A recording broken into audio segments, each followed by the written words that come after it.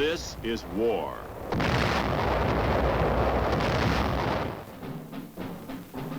War and its masses. War and its men.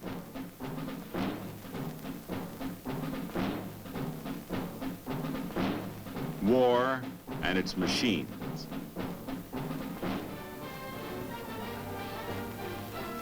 Together they form the big picture.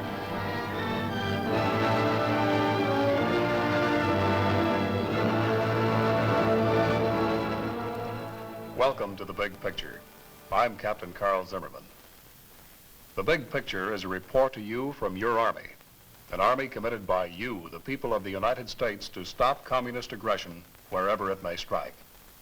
The Big Picture during the next 13 weeks will trace the course of events in the Korean campaign, with first-hand reports from our combat veterans and film taken by combat cameramen of the Army Signal Corps. These are the men who daily record on film the big picture as it happens, where it happens. Today, the big picture brings into focus the first 40 days in Korea. It was the beginning of the fighting there, when every ridge was a heartbreak ridge. Let's go back to June 1950, when our troops felt the first thrusts across the 38th parallel. The story is best told in the language of the soldier who was there.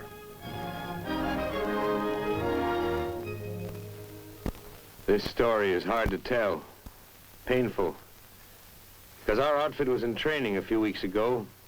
Some of the boys who were with us aren't around anymore. They were good men, good soldiers. They had learned to fight, and they had the guts for fighting. But when it came, it was like a sock on the back of the head. Korea started rough. The first 40 days were a battle for time, with a handful of men against an army. Yes, they were good men, good soldiers. And no story of the Korean War can be told without saying first how well they fought against great odds.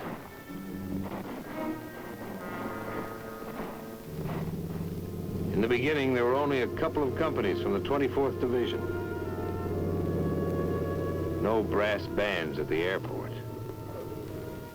A few days before, some of us had been in cities, spending leave time at Fuji, something like that. We weren't scared. We didn't know. We got stuff out of the planes. We moved out. Nobody said, this is it. Nobody said you have arrived in Korea to beat back 5 North Korean communist divisions. Somebody did say, we're here to delay the Reds. Okay, let's go. About 10% of us were veterans. A few roads looked like France, somewhere between Paris and Metz.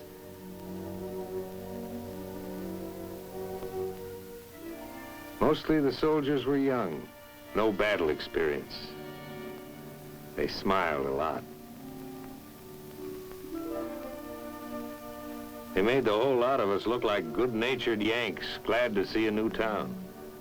Now, some of these boys enlisted to travel, but whoever sees travel posters about Korea, relax, come to the land of the morning calm.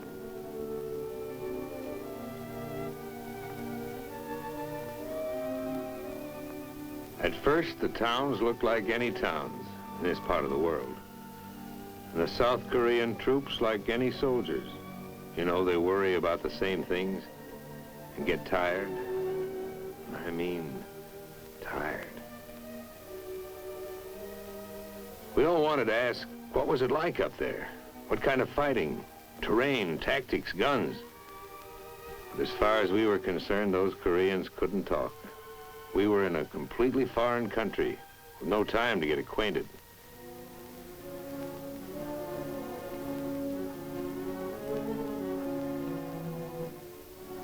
They emptied a town, hardly a thing left.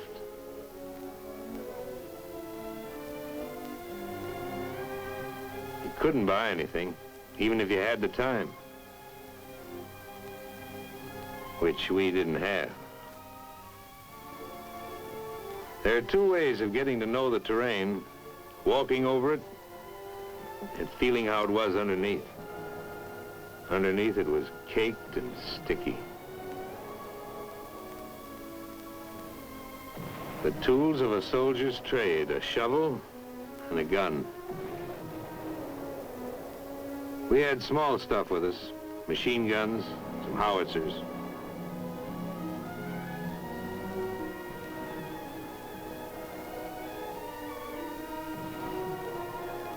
It was hard to believe. 1, 2, 3, we were smack in the middle of a war. Guns ready, aimed north, against an enemy that would look exactly like our friends, the South Koreans. These troops had seen action. They didn't have to speak. Their clothes spoke. Their shoes spoke. Their eyes spoke. We got set. Like I said, when it came, it was fast and it was all around us. They threw everything at us. We answered. We went ahead. It was like D-Day, with no warning. Those kids, they became veterans overnight. Tough, hard, nervy. They moved as if they'd been with us all through Germany. There were too many North Koreans with too much heavy equipment, especially tanks. What can men with guts do against tanks? A bazooka was some defense, but there were too many tanks and too few bazookas. Day after day, it was pull back and fight again. There were too many of them. You wouldn't know where they'd come from. The rice paddies would lie quiet. We'd hide in the shadows, trying to look like a hut or a cornfield or a rice paddy. Concealment was one of our weapons. There were too many of them. The boys pulled back, tired as dogs. Because whenever they'd meet the Reds head-on, the Reds had enough men to fight us on the front and on our flanks, too. We knew it, and it was hard to face. We were hurting.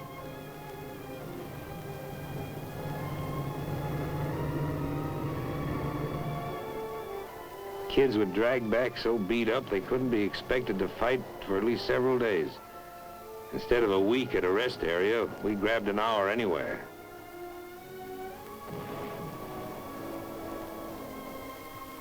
Took a shower. Sat down. Lay down. Seemed like the greatest pleasure in life was to give the feet a chance to breathe. We fell back to new positions. If you looked around at some of the foxholes, you could see a deep respect for those red mortars. Very deep. We were short on men. South Koreans carried our ammo. But we didn't know what some of the others were carrying. Turned out that many of the silent refugees filing along the South Korean roads were North Korean communists in disguise. They'd sneak through our lines and fight us from behind. We caught some, but infiltration caused plenty of casualties. We were going to watch the refugees more carefully from now on.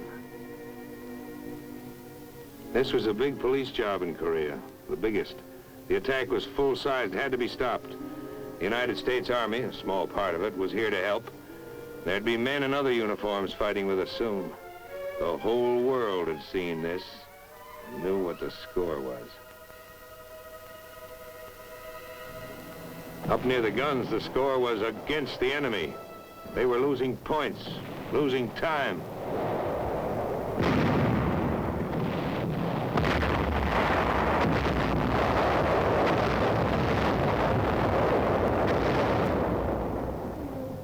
There were tough decisions, but we had leaders who could make them. General Walker and General Dean.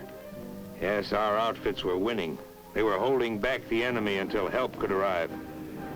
We didn't feel it yet, but reinforcements were on the way. It takes time to pour a defense program into a small country with almost nothing. Not all the stuff can get there overnight. even in an age when we're used to things traveling 400 or 500 miles an hour.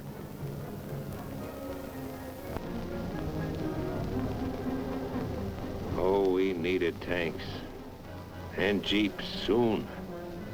If some of the boys at the front could have heard the winches grind at the port, that would have been sweet music. And if something, television maybe, could have shown us the soldiers who were going to fight with us soon, maybe it would have been easier. As it was, the outfits in the foxholes needed every half-track and howitzer and tank they could get, and more, and the men to go with them.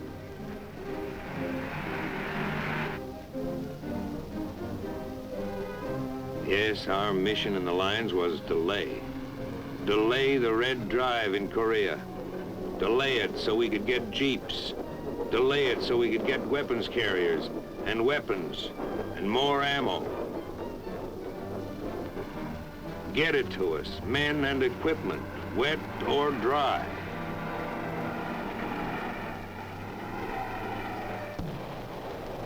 Because it was still rough going for us. And it would stay that way for months, maybe longer, until enough men would be in Korea to strike back. Yes, it was Operation Delay.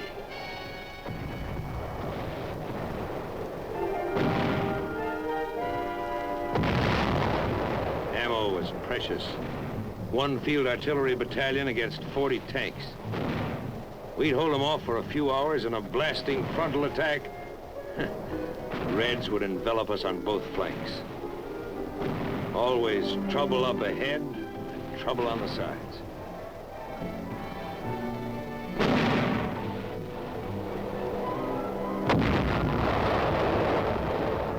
We drew back south of the Kum River, burned our bridges behind us.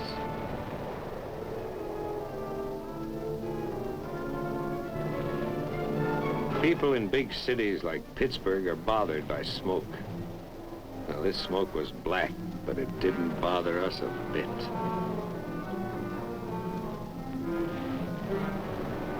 Yes, smoke can look good when it's where you want it. There were plenty of times when the smoke was too close.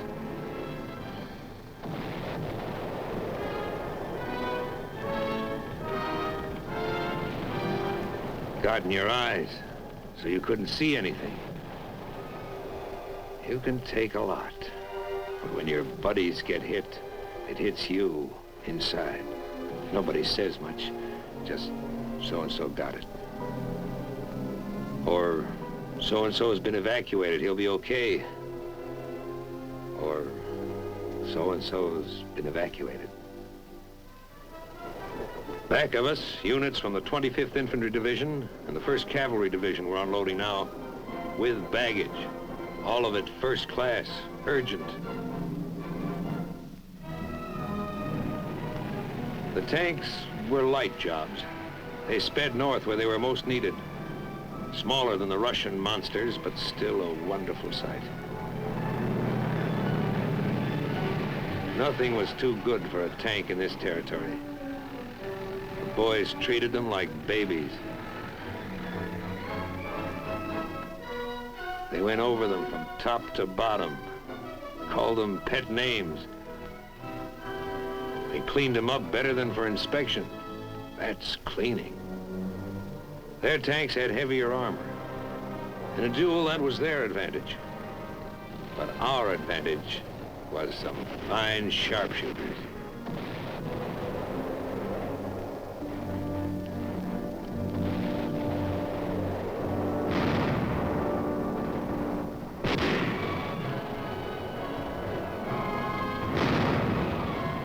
They had giants.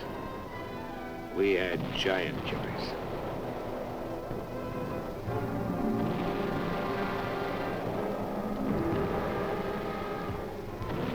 Tejan was the worst. Ask anyone where he felt it the worst, and maybe you'll hear a few other names, because it was bad all over. But most guys will say Tejan.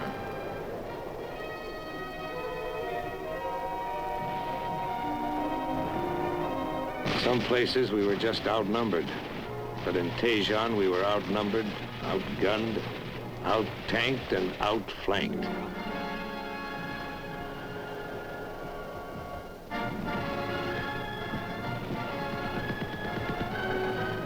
We pushed out, trying to poke a hole in their lines.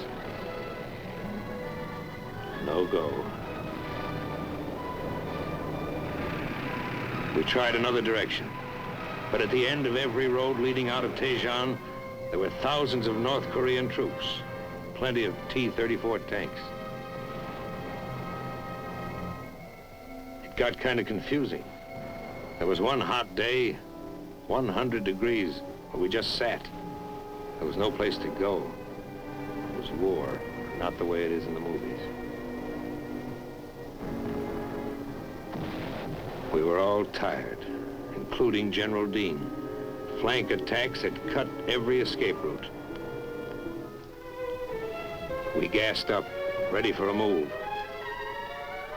We were supposed to hold this hot town for 2 days. We held it for 3. It was get out or be trapped in Tejon. We got out. We fought our way out. General Dean stayed behind. He may still be there.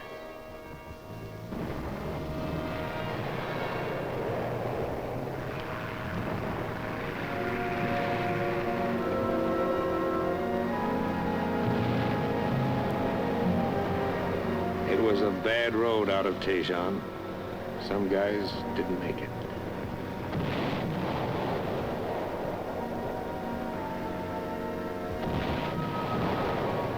Tejon was burning, a dead town.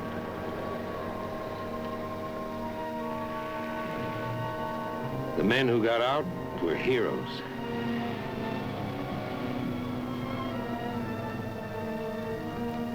The men who didn't get out they were heroes. There's no better word.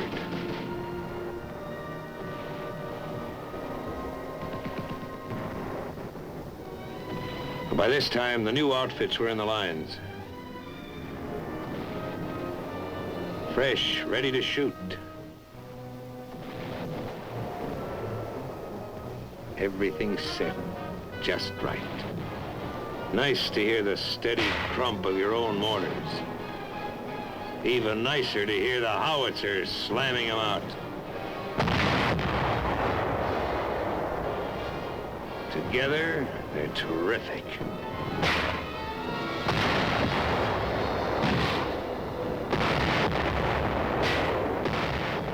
Our morale went up 5,000%. We had some pressure now. We turned it on and forced a victory. At a time like this, frontline chow tasted better than pheasant under glass.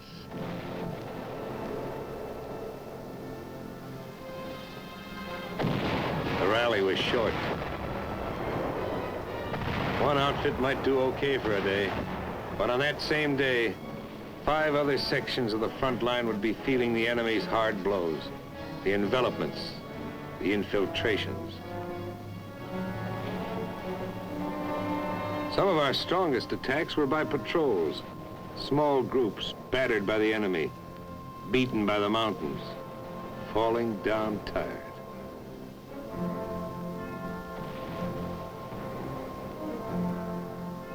After climbing over half a dozen mountains, it made you more tired just to look at them. Felt like the bear who went over the mountain and saw another mountain. Getting anywhere in Korea was back-breaking work.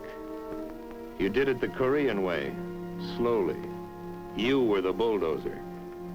No push-pull, click-click up here to throw a bridge across a stream in 4 or 5 hours. Every rock added up. Even the little ones. You worked 2-3 days to put an outfit on the other side of a stream.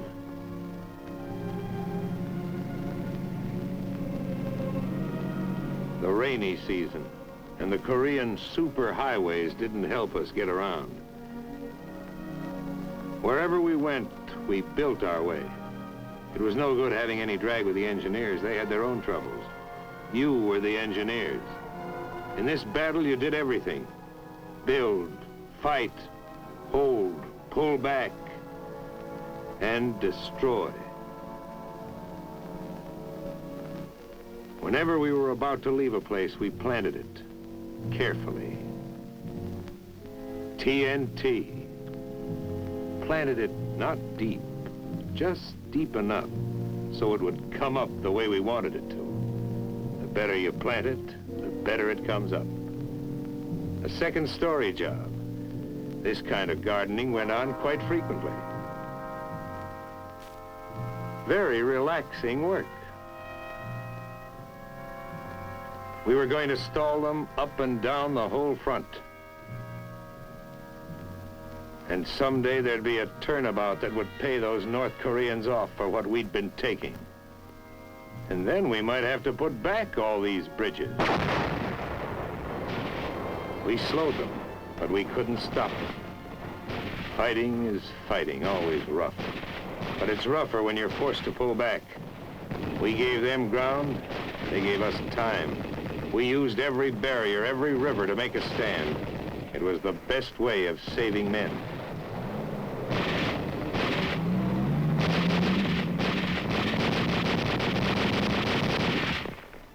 They beat us back to the Naktong, but we got there early enough to make it across. The Naktong was a pretty useful river. No king ever had a moat around his castle so wide and protecting. It felt like a new division was in the lines.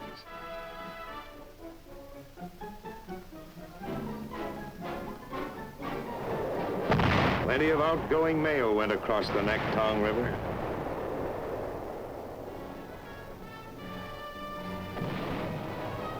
If you've seen combat, you know what it is to have a line, a place to fight from. Well, for the first time in this Korean business, we had something we could call a line.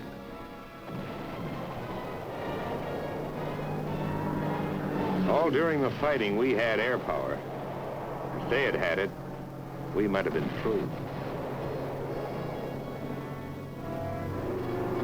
Air power did plenty of damage to everything the enemy had and wanted to bring up. Those guys flew so low, they should have had bayonets on their propellers.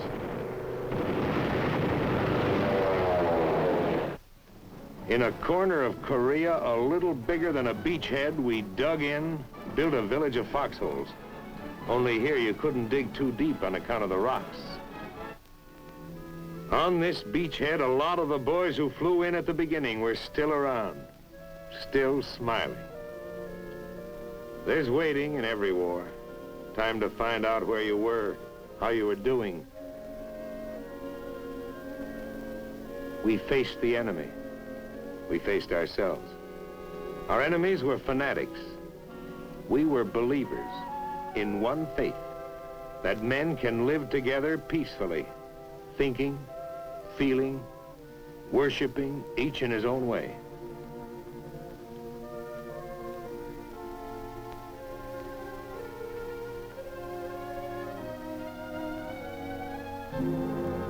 You couldn't think about anything for very long when you were planning new moves, new delaying tactics.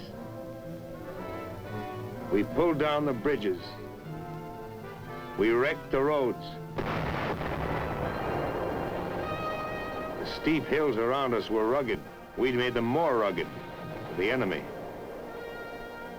Beyond our foxholes, we unwound some vines of our own with thorns. And beyond the tight ring of our perimeter, the enemy closed in, pushing us hard, threatening the death blow that would throw us back into the sea. How long could we hold? How long? The battle hung in the balance. And then swung to us. A great force reached Korea in a new strategy that gave the North Korean army a battle from 3 sides at once.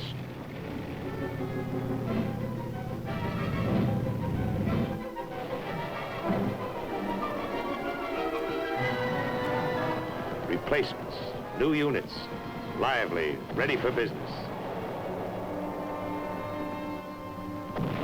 They stole along the hills, slipped up the ridges, looking for a soft spot in the enemy's hard shell.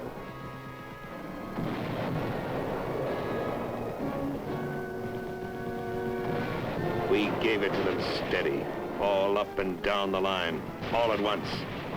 The air dusty, smoky. This was what we used to get when we first hit Korea. Victory never comes easily. You have to be in a fight to see how tough it is. See how in an attack, guys stumble back, needing others to look after them. Always plenty of trouble. It takes men and machines to knock out a strong enemy. And as you go forward, you can expect to lose some of those who start out with you. Yes, some went back, their feet heavy, their steps slow. Kids who became men, men whose hollow-faced look showed that they'd been in the lines too long.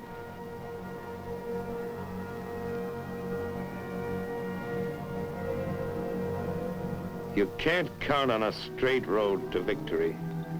Sometimes it winds, goes down, goes up. Sometimes you're forced to detour. You could pick out the new troops. They walked different. Another outfit. But once over, they were like the fellas in our outfit when we landed.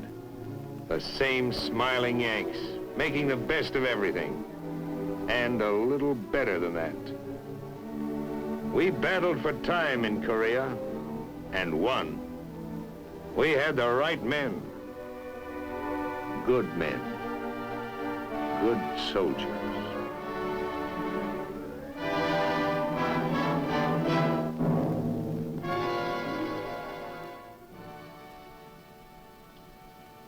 Those were the first 40 days in Korea. We took our losses, regrouped, and gained new strength in the Pusan perimeter. We held that ground despite many determined efforts to throw us back into the sea. Those North Koreans were yet to feel the strength of the 8th Army, an army that proved to be the greatest the world has yet seen. Next week, the big picture will show the turning of the tide. You'll see the fight to hold on to that Pusan perimeter. You'll see how our troops received air support from our carriers, the invasion of Walmy, and the march on Seoul. And you'll hear another report from a combat veteran who saw, as it happened, a part of the big picture. This is Captain Carl Zimmerman inviting you to be with us then.